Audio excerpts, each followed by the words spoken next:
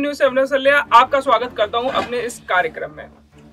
आज हम बात करेंगे बंगाल चुनाव के बारे में कि बंगाल चुनाव जो है इस वक्त देश में सबसे ज्यादा चर्चा का विषय है। देश के अंदर सबसे ज्यादा राजनीति यही गर्म है। प्रधानमंत्री मोदी की बात करी जाए तो प्रधानमंत्री मोदी लगातार बंगाल में रैलियां कर रहे हैं। 20 से ज्यादा रैली जो है प्रधानमंत्री नरेंद्र मोदी की बंगाल में हो चुकी हैं या फिर कुछ होने वाली हैं उनमें से, ठीक है।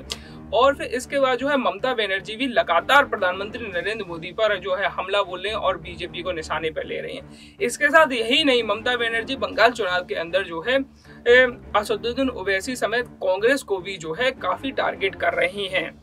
वहीं आने वाले चुनावों में हम देखेंगे किस तरीके से राजनीति नया रूप लेती है। इसी बीच आपको बता दें, जो टीएमसी की लोकसभा सांसद डॉक्टर काकोली घोष दस्तीदार ने जो है एक निजी टीवी चैनल को जो है इंटरव्यू दिया है। उसमें उन्होंने बताया है कि बंगाल में बीजेपी कितनी सीटें लेने वाली है।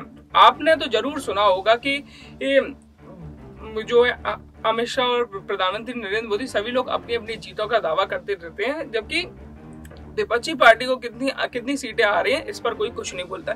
लेकिन काकोली घोष दस्तीदार ने यहाँ पे एक बड़ा खुलासा किया है कि किस तरीके से जो है बीजेपी की सीटें इस चुनाव में आने वाली हैं। और उन्होंने यह भी बताया कि 2019 में जो है बीजेपी कैसे जो चुनाव जीती, जो है इंटरव्यू में जो उन्होंने कहा उसके हिसाब से हम बात करते हैं। इसमें जो जितने भी शब्द हैं वो हैं सारे डॉक्टर लोकसभा सांसद काकोली घोष से। देखिए, उन्होंने कहा कि बंगाल में जो है टीएमसी की जो है 200 से ज्यादा सीटें आने वाली हैं। वहीं जब इंटरव्यू कर्ता ने उनसे पूछा कि आखिर बताइए तो जरा बीजेपी के लिए क्या टारगेट है, तो उन्होंने कहा कि ज्यादा से ज्यादा बीजेपी की 70 से 80 सीटें आ सकती हैं। यानी ममता बनर्जी को तो ये चुनाव जिता रही है 200 सीटों के साथ 70 से 80, यानी देखा जाए तो कांग्रेस को वो भी 10 या 20 सीटों में रख रही है। और जबकि आपको बता दें कि जो है सबसे ज्यादा जो है बीजेपी और जो कांग्रेस, माफ कीजिएगा, जो बीजेपी और टीएमसी के बीच जो है मुख्य मुकाबला, सारे राजनीतिक पंडित भी कह रहे हैं कि भैया जो मुख्य मुकाबला है वो है टीएमसी और बीजेपी के बीच। तो अब उन्होंने अब उनसे अगला सवाल पूछा कि भैया 40% वोट तो बीजेपी को मिला है, क्योंकि बंगाल में हमेशा ये रहा है कि पहले सबसे पहले जो है पंचायती चुनाव जीता जाता है, फिर लोकसभा चुनाव, फिर विधानसभा चुनाव। ऐसा ही जो है टीएमसी के साथ हुआ था। टीएमसी ने पहले पंचायत चुनाव जीता था, फिर उसके बाद लोकसभा चुनाव जीता था, फिर उसके बाद कहीं ना कहीं ये मतलब विधानसभा चुनाव जीता। ऐसा ही 2016 में बीजेपी ने जो है पंचायत चुनाव जीते, बंगाल के गाँव में मतलब गाँव की सीटें ज्यादा जीती, फिर उसका लोकसभा में 18 सीटें लाई। अब वो विधानसभा के लिए मुख्य पार्टी के रूप में लड़ रही है।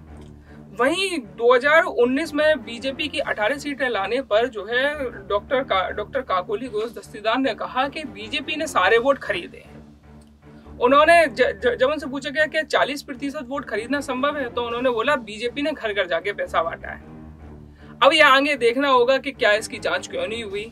यदि इस तरीके के आरोप है, बहुत बेहद संगीन आरोप है, और क्या 40% वोट खरीदा जा सकता है, ये भी एक सोचने की बात है।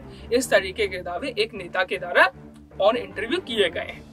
वहीं आपको बता दें, जो डॉक्टर काकोली घोष हैं वो मतलब लोकसभा की सांसद है, काफी जानी मानी नेता है, ममता बनर्जी की करीबी हैं। उन्होंने टीएमसी की जीत का दावा किया। उन्होंने टीएमसी को बताया कि कम से कम टीएमसी जो है 200 से ज्यादा सीटें लेकर आने वाली है। वहीं इंटरव्यू में उनसे जो है श्री राम जो है, जय श्री राम, जो बीजेपी जिस तरीके से मतलब के जय श्री राम के नारे का प्रयोग कर रही है, उस पर पूछा कि उन्होंने कहा कि भैया हमारा जो है सबसे ज्यादा जो है जो फोकस है, हम तो जय सिया राम बोलते हैं, इन्होंने तो स्त्री का अपमान किया, इन्होंने सीता को तो उसमें से निकाल ही दिया। तो ये सब थी जो है उस इंटरव्यू की मुख्य बात है। इसके साथ ही जो है इस बार की जो है बंगाल में जो है 2 फेजों का चुनाव हो चुका है। आने वाले 6 चरणों का चुनाव बाकी है। और तीसरे चरण की बात करा दें तो 6 अप्रैल में आपको बता दें कि सबसे ज्यादा जो है केरल, तमिलनाडु में भी चुनाव होना, और बंगाल के साथ साथ जो है असम में तीसरे चरण में आखिरी चरण का मतदान होना है। यानी असम में तीसरे चरण के बाद अब कोई मतदान नहीं होगा, वहां पे सारी सीटों पर मतदान हो चुका है। जुड़े रहिए एसपीएन न्यूज के साथ। धन्यवाद।